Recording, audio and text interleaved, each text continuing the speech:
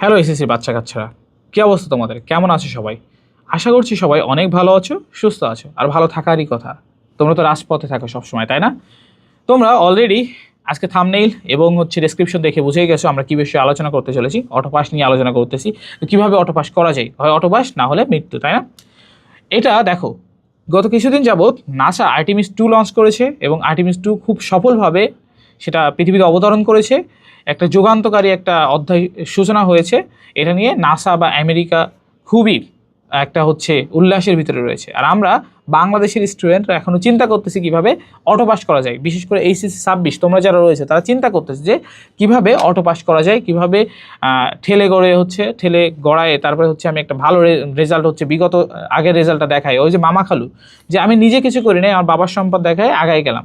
অর্থাৎ আমি আগে যেটা করেছিলাম সেটা দেখে এগিয়ে যেতে চাচ্ছি, সেটা দেখিয়ে এগিয়ে যেতে চাচ্ছি। তো দেখো, প্রত্যেক বছর, এটা এই বছর না, প্রত্যেক বছরই এই একটা টপিক চলে আসে। যখন থেকে অটোপাস দেওয়া হইলো, পরবর্তী সময় থেকেই বাংলাদেশের বিভিন্ন শিক্ষার্থীরা তখন থেকেই চিন্তা করতেছে আমরা অটোপাস পাওয়ার যোগ্য। অর্থাৎ অটোপাস জিনিসটা পাওয়ার যোগ্য কেন তুমি? অটোপাস কি যোগ্যতার ফল? অটোপাসে তোমার একটা এই যে তুমি ধরো একটা পঙ্গু হয়েছো, পঙ্গু তুমি কিছু চলাফেরা করতে পারো না, তোমাকে এখন একটা ভাতা দেওয়া হচ্ছে, অর্থাৎ ভিক্ষা বলতে পারো এটাকে। অটোপাস নিয়ে আসলে তুমি কি করবা? অটোপাস নিয়ে তুমি কি আসলে কোনো কম্পিটিটিভ এক্সামে টিকতে পারবা কিনা? অটোপাস নিয়ে তুমি আসলে কোনো কম্পিটিটিভ এক্সামে টিকতে পারছো কিনা? যখন অ্যাডমিশন টেস্ট দিবা, এখন তুমি তো পড়োনি, তুমি তো অটোপাস করে আসছো, সবাই অটোপাস করছে, কিন্তু কিছু স্টুডেন্ট থাকে তারা কিন্তু ওই যে অটোপাস বা এইগুলো চিন্তাভাবনায় থাকে না। তারা কিন্তু ঢাকা বিশ্ববিদ্যালয় সহ বাংলাদেশের অন্যান্য যে ভালো ভালো বিশ্ববিদ্যালয় রয়েছে, সব পাবলিক বিশ্ববিদ্যালয়ে কিন্তু চান্স পেয়ে যাবে। আর মোস্ট অফ দ্য স্টুডেন্ট বাংলাদেশের ক্ষেত্রে তাদের পরিবার কিন্তু এই যে মধ্যবিত্ত পরিবার থেকে তারা বিলং করে। তাদের প্রথম ভরসা পাবলিক, এবং পাবলিক ইউনিভার্সিটিতে কিন্তু যে বিশ্ববিদ্যালয়ে যে ফিলিংসটা থাকে, পড়ালেখার যে স্ট্যান্ডার্ডটা থাকে, সেটা কিন্তু সব জায়গায় প্রাইভেটে তোমরা পাবা না। তো এই একটা বিষয় কিন্তু তোমার ভিতরে একটা গ্যাপ হয়ে যাবে। যারা পড়েছে আর তুমি অটোপাসের চিন্তা করে গেছো, সবাই অটোপাস করছো, কিন্তু আলটিমেটলি তোমার গ্যাপটা তুমি ক্ষতিগ্রস্ত হয়েছো। আর তোমার যদি চিন্তা না থাকে যে আমি পাস করলেও যা, ফেল করলেও তাই, তাহলে তোমার জন্য আর কিছু বলার নেই, তোমার জন্য সমবেদনা। এখন তুমি তোমার প্রস্তুতিকে যদি ঠিক রাখতে পারো, অটোপাসের চিন্তাকে বাদ দাও, তাহলে এই ভিডিওটা দেখতে পারো।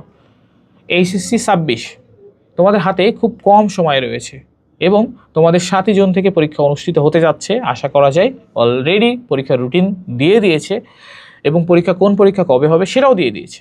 এখন তোমাদের কাজ হচ্ছে কোন বিষয়গুলো তোমার গ্যাপ রয়েছে, কোন বিষয়ে তুমি পারো, সেটাকে এই দুইটা টপিককে তোমাকে ডিফাইন করতে হবে। তোমার যে বিষয়ে গ্যাপ রয়েছে সেটাকে তোমার এখন থেকে প্রস্তুতি নিতে হবে। যে বিষয় জানো সেই বিষয়গুলোকে আপাতত একটু অফ রাখো, সময় পাইলে একটু প্র্যাকটিস করতে পারো।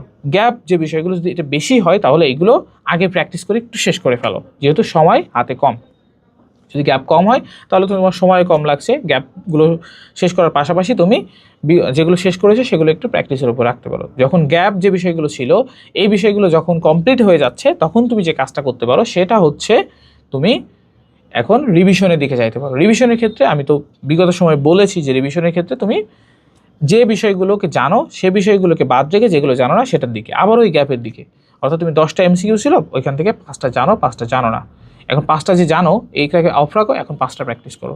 আবার এই 5টা থেকে তুমি ধরো 3টা জেনে গেছো, 2টা জানো না, তখন 2টা প্র্যাকটিস করো। এইভাবে যদি রিভিশন দাও, কম সময়ে খুবই ইফেক্টিভলি অ্যান্ড এফিসিয়েন্টলি রিভিশন দিতে পারবা। এরপরে যে কাজটা করতে পারো সেটা বারবার ওই যে প্র্যাকটিসের দিকে করবা। তো এই কাজটা তুমি যদি করতে থাকো এবং বইগুলো, টেক্সট বুকগুলো ভালো করে পড়তে থাকো, তাহলে মোটামুটি অন্যান্য স্টুডেন্ট থেকে তুমি আগায় থাকবা। এখন রুটিন, প্রত্যেকবার তোমাদের একটা কমন বিষয় থাকে যে ভাইয়া রুটিন, পরীক্ষার আগের রাতেও ভাইয়া রুটিন তৈরি করো। রুটিন কখনোই, আমার ক্ষেত্রে যদি বলি, আমি রুটিন ওইভাবে তৈরি করতে কখনোই পারিনি, রুটিন ফলো করতে পারিনি। বাট আমার খুব ইফেক্টিভ একটা পদ্ধতি ছিল, সেটা ডে ওয়াইজ আমার বইগুলোকে ভাগ করে নেওয়া। অর্থাৎ সাপোজ আমার হাতে 20 দিন সময় রয়েছে, আমার হাতে বই রয়েছে 4টা শেষ করার দরকার, বা যে কয়টা বই শেষ করার দরকার আমার হাতে আছে। এখন প্রত্যেক দিন আমার কয় পেজ করে, এই বইয়ের কয় পেজ করে, ধরো বাংলার কয় পেজ করে পড়লে, ইংলিশ কয় পেজ করে পড়লে, আমার হিসাব বিজ্ঞান বা ধরো অর্থনীতি, এগুলো কয় পেজ করে পড়লে আমার 20 দিনের মাথায় শেষ হয়ে যাচ্ছে, সেটা আমি ঠিক করতাম। দেখা গেলো আমার প্রত্যেকটা বই থেকে ধরো 20, 25, 15, তারপর 45 আর কত, 45 থেকে 60 আর 10 ধরো 70, প্রত্যেকদিন আমার 70 পেজ করে পড়তে হইতো। এখন আমি 70 পেজ না পড়ে কখনোই চেয়ার থেকে উঠতাম না। এই 70 পেজ পড়ার পরে আমি চেয়ার থেকে উঠলাম। এখন অলমোস্ট প্রত্যেকদিন দেখা যেত 70 পেজ নাও পড়তে পারতাম, মানে প্রত্যেকদিন তো সেম এনার্জি থাকে না, না হলেও আমি 60-এর উপরে চেষ্টা করতাম। এই করে দেখা গেল 20 দিন বা 21 দিনের মাথায় যেয়ে আমার অটোমেটিক্যালি বই শেষ হয়ে গেল। এখন আমার বই নিয়েও আর শেষ করা নিয়েও এই যে চিন্তাভাবনা নেই। আর যারা এখনও পড়েনি, তোমাদের কাজ হচ্ছে এখন টপিকগুলোকে, যে টপিকগুলো তুলনামূলক হচ্ছে তোমার পরীক্ষায় আসতে পারে, সেটাকে বিভিন্নভাবে সাজেশন তোমাকে দেওয়া হয়, সেটা থেকেও জানার চেষ্টা করো, একটা সোর্স থেকে, সেকেন্ডারি সোর্সেস থেকে। আর প্রাইমারি সোর্স বলতে তোমার নিজে পড়ে জানতে হবে, তোমার নিজে একটু আইডেন্টিফাই করা। কীভাবে আইডেন্টিফাই করবা? বিগত বছরের কোশ্চেনগুলো দেখো, কোন কোন জায়গা থেকে কোশ্চেন প্রত্যেক বছর আসে, কোন কোন জায়গা থেকে কোনো বছরই আসে না, সেটাকেও একটু দেখো। তো এই বিষয়গুলোকে দেখো, দেখার পরে তুমি ইজিলি নিজেই হচ্ছে আইডেন্টিফাই করতে পারবা এই টপিকগুলো আমি কম সময়ের ভিতরে শেষ করতে পারবো। তো আর নিয়মিত হচ্ছে যে ফ্রি ক্লাস, লাইভ ক্লাস এগুলো হতে থাকে বিভিন্ন জায়গায়, এইগুলোর সুযোগও মিস করো না এই টাইমটাতে। এবং এই টাইমটাতে বিভিন্ন জায়গায় তুমি যে ক্লাসগুলো দেখবা, এখানে বেস্ট যে তোমার জিনিসগুলোই দেওয়া হয়, তো সেইগুলো একটু ফলো করো। এবং অনলাইন রিসোর্সেসগুলো শুধুমাত্র রিলস আর অন্যান্য স্ক্রল করার ক্ষেত্রে কাজে লাগাও না, অনলাইনটাকে একটা রিসোর্স হিসেবে এখন ইউজ করো। এরপরে তোমার এইচএসসিতে যদি ভালো রেজাল্ট হয়, তাহলে তুমি কিন্তু একটা অ্যাডমিশনে দেখা যাচ্ছে একটা বেনিফিটেড হবা। অর্থাৎ তোমার যদি জিপিএ 5 আগে থাকে বা আগে না থাকে, এখন যদি জিপিএ 5 পাও, তোমার কিন্তু এখানে 0.5 হইলেও তুমি আগায় থাকছো। আর জানো যে ঢাকা ইউনিভার্সিটি বা অ্যাডমিশন টেস্টে 0.5-এর কারণে কিন্তু তুমি অনেক নিচে চলে আসবা। দেখা গেলো 0.5-এর কারণে তুমি 1000 জনের পিছনে চলে যাবা। এটা 1 মার্কসে দেখা যায় হাফ, মানে 0.5 মানে হচ্ছে 1-এর অর্ধেক, বা 0.25-এর কারণে অর্থাৎ 1/4 ভাগের 1 ভাগের কারণেও তুমি কিন্তু অনেক নিচে চলে যাবা। তো এই বিষয়গুলোকে একটু খেয়াল করে যদি আগাও, আশা করছি তুমি ভালো করতে পারবা, তোমরা ভালো করতে পারবা।